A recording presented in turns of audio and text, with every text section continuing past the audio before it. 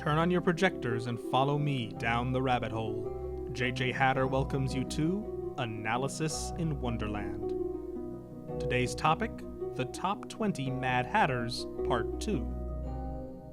Happy Alice in Wonderland Day, everybody! For those who came in late, this is the second half of a top 20 list of my favorite versions of the Mad Hatter, including both book-accurate adaptations and various reimaginings from movies, TV shows, stage productions, video games, books, and more. The previous video counted options 20 through 11. If you didn't see that list and want to catch up with things, you can find the link to it in the description box or at the end of this video. With that said, in celebration of the anniversary of the Alice stories, it's time to move on to the top 10. So without further ado, let's begin. Number 10. The version from the Royal Ballet production. In 2011, the Royal Ballet Company of London's Royal Opera House produced their own original ballet version of Alice's Adventures in Wonderland. Since then, the show has been brought to other countries around the world, such as Canada and Australia, and has been reproduced multiple times at the Royal Opera House over the years. The Hatter was originally portrayed by Stephen McCrae, a performer probably best known to general audiences for having the dubious distinction of playing Skimbleshanks in the abominable Cats movie. Ugh. Thankfully, he's got much less to be disgraced by here. Other people have played the role since, but McCrae's performance was the one immortalized on Blu-ray and DVD. In the show, the Hatter performs in a style that mingles classical ballet with tap dance, as a way of making the character stand out and seem even more bizarre in a world already filled with oddballs. Combined with his colorful costume, wild makeup, and the intense, fiery performance of McCrae, he becomes a knockout take on the character. Number 9. Xerxes' Break, from Pandora Hearts. Our second option on the list, continuing from the previous video, from the wild world of Japan. Pandora Hearts is a manga and anime series inspired by the Alice stories. In this world, there are demon-like creatures called chains, which come from a place called the Abyss. Humans can make contracts with these chains to gain special powers and abilities. The chains all bear the names of various characters and figures from the Alice books, and the people who use them can be identified as which character they represent based on the chain they use. Some of them even have their chain's name as their nickname. Xerxes' Break is one of the main characters of the series, and represents the Mad Hatter, his chain and nickname of choice. Break is a very mysterious and unpredictable character. At first glance, he seems like a clown, always making jokes, guzzling tea and sweets, and pulling off magic tricks while annoying everybody in sight. Underneath this puckish exterior, however, Break hides a tragic past and a darker, more devious side to his character. While not a villain in the series, he's not always the most trustworthy or helpful character either, and his way of aiding the other protagonists is often roundabout in nature. In the anime, the character was voiced by Akira Ishida, probably best known for his work in Naruto and Fairy Tail. Interestingly, even though he's meant to represent the Hatter, Break only very occasionally wears a hat throughout the series. Maybe that's why I don't feel justified placing him a whole lot higher, but the top 10 still ain't too bad, right? Number 8. John Robert Hoffman from Adventures in Wonderland. This series is high on my list of Wonderland interpretations to review in the future, as it's one of my favorite reimaginings and a highly underrated one. Adventures in Wonderland was a 1990s Disney TV show, which told of the many wacky adventures of a contemporary American Alice visiting an equally contemporary Americanized Wonderland and all her friends there. Hoffman's Hatter was something of a breakout character for the series. To this date, he remains arguably the most popular and well-recognized character from the show, alongside Rhys Holland as the March Hare. Yes, Phantom of the Opera fans, that Rhys Holland. In the series, the Hatter was Wonderland's resident jack-of-all-trades.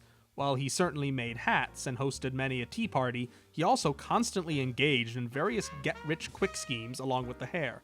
They worked as everything from pretzel bakers to private eyes, and from archaeologists to inventors. Once again, it's the chemistry between the two that makes this Hatter so particularly wonderful, and the episodes that focused on his relationship with the Hare were usually among my favorites. Whether he was turning himself into a superhero or acting like Elvis, Hoffman's Hatter was always a delight. Number 7. Johnny Depp from the Tim Burton version. A controversial choice, I'm sure, but I'm sticking to it. I should say this really only counts for the first film. As I said in a past review, I feel like Depp's performance in the second film, Alice Through the Looking Glass, was rather lacking. There are moments of brilliance there, but it's the first movie where I think he works the strongest. This is one of several takes on the Hatter to play with the effects of mercury poisoning, which was historically the source of the phrase "mad as a hatter," as real-life Victorian hat makers would frequently suffer mental issues due to exposure to mercury use in their trade.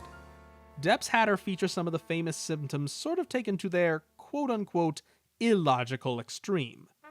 Instead of mere mood swings, he suffers from a sort of mild form of dissociative personality disorder, with one persona being a sweet, eccentric, twittering fellow, and the other being an aggressive, snarly Scotsman.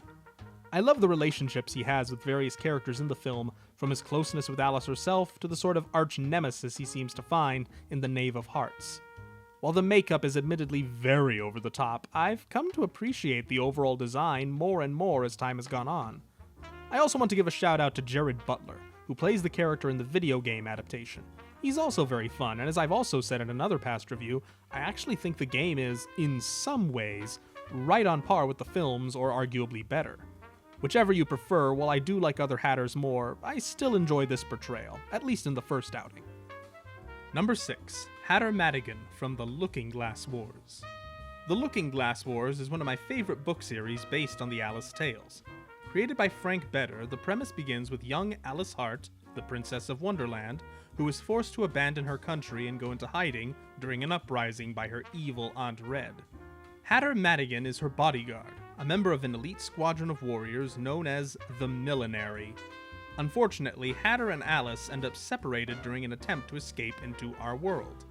Alice ends up being adopted by the Little family, while Hatter ends up in France and thus begins a quest across Europe to try and track her down.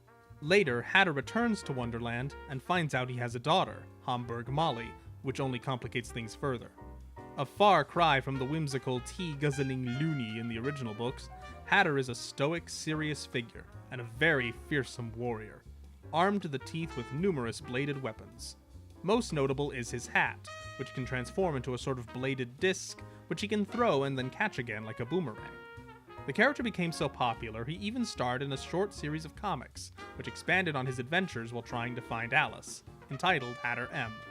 Even more recently, a new series of books about Hatter's time as a young trainee in the Millenary, a prequel to the original novels, has been started. While the spin-offs seem to be something of an acquired taste, mostly because I think they were primarily meant for people who are already fans of the novels, they're still worth checking out if you're curious. Number 5. Sir Robert Helman from the 1972 film.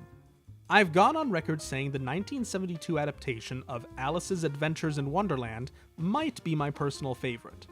I don't know why it's my favorite exactly, it just sort of is. Therefore, it's only natural the version of my favorite character from the stories, as depicted in my favorite film interpretation, makes the top 5.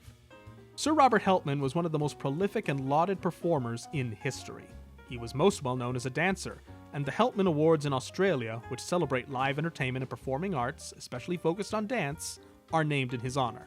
He's most recognized by people today, however, for playing the nefarious child catcher in Chitty Chitty Bang Bang.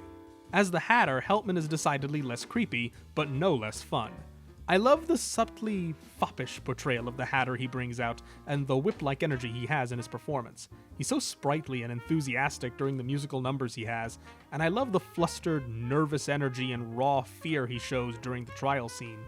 There's not a lot else to say, I just really like this take on the Hatter, and he's definitely worthy of my personal attention. Number 4. The version from Dreamchild. Yet another of my favorite Alice-related movies, Dreamchild tells a somewhat romanticized version of the real-life experiences an elderly Alice Hargreaves had during her trip to America, in celebration of Lewis Carroll's centenary. Throughout the film, Alice has hallucinations of scenes from the stories. Perhaps the most intense of these nightmarish sequences, which acts as a sort of centerpiece for the whole film, is the Mad Tea Party scene. The Wonderland characters were the creation of the Jim Henson Creature Shop. The Hatter was puppeteered by Michael Big Mick Walter, and voiced by actor Tony Haygarth. The latter is probably best remembered today as the voice of Mr. Tweedy from the film Chicken Run, but I personally recognize him most for playing Renfield in the 1979 film adaptation of Dracula, starring Frank Langella as the Count.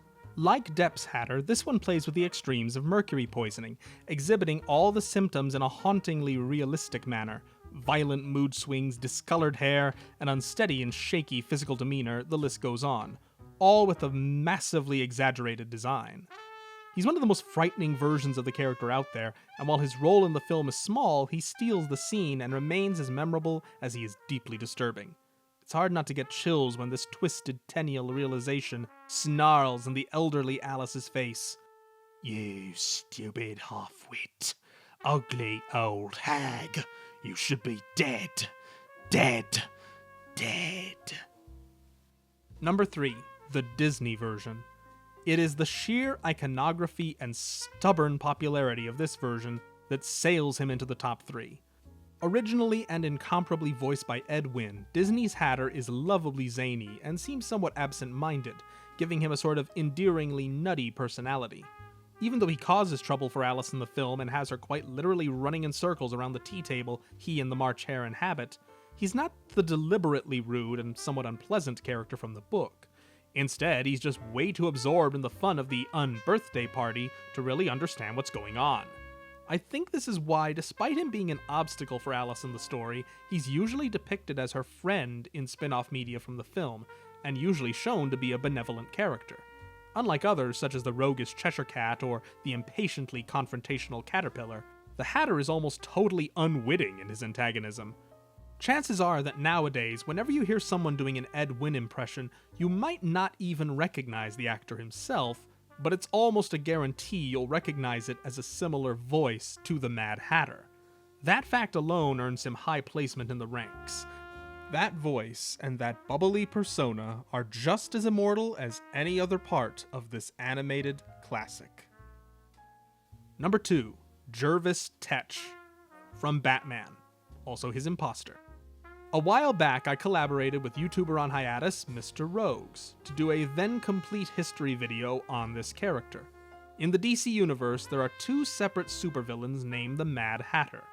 The first started out as an eccentric thief, but later changed tactics. Nowadays, he's known as a violent criminal mastermind who uses various chemicals and bits of technology to brainwash his victims and control their minds. Utterly obsessed with the Alice stories, this Hatter has difficulty separating fantasy from reality, and seems to believe he is the storybook character in our own world. However, for a long time, there was a completely different Mad Hatter, an unhinged hat collector who longed to steal Batman's coveted cowl as part of his hedonistic hoard of headpieces. This Hatter was known by the name Jervis Tetch, but it was later revealed he was just an imposter, and the original/modern Hatter was the real Tetch the whole time.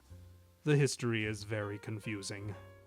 Both versions of the character have been adapted to other media on multiple occasions, and while neither has a perfect track record in comics, both are very fun villains when handled by great writers and artists alike. The most notable take on the quote-unquote imposter Mad Hatter is the one played by David Wayne in the 1960s Adam West TV show. My favorite take on the Mad Hatter, based on the more modern rendition, is the one featured in Batman the Animated Series and its spin-offs, voiced by the late Roddy McDowall. And my number 1 Mad Hatter is Kate Shindle from Frank Wildhorn's Wonderland. While a far cry from the version found in the books, Shindle's gender-bent Mad Milliner has been my favorite for a long time, and still is. In the Broadway version of this cult classic musical, composed by Frank Wildhorn, the quote-unquote new, improved, ultra-Mad Hatter acts as the main villain of the story. She is the Queen of Hearts' second-in-command, and rules the Looking Glass Land section of the kingdom in her stead. However, the Hatter has grand ambitions to overthrow the Queen and take over all of Wonderland for herself. The Hatter has a personal hatred for Alice, and it's later revealed the reason why is because she represents Alice's alter ego.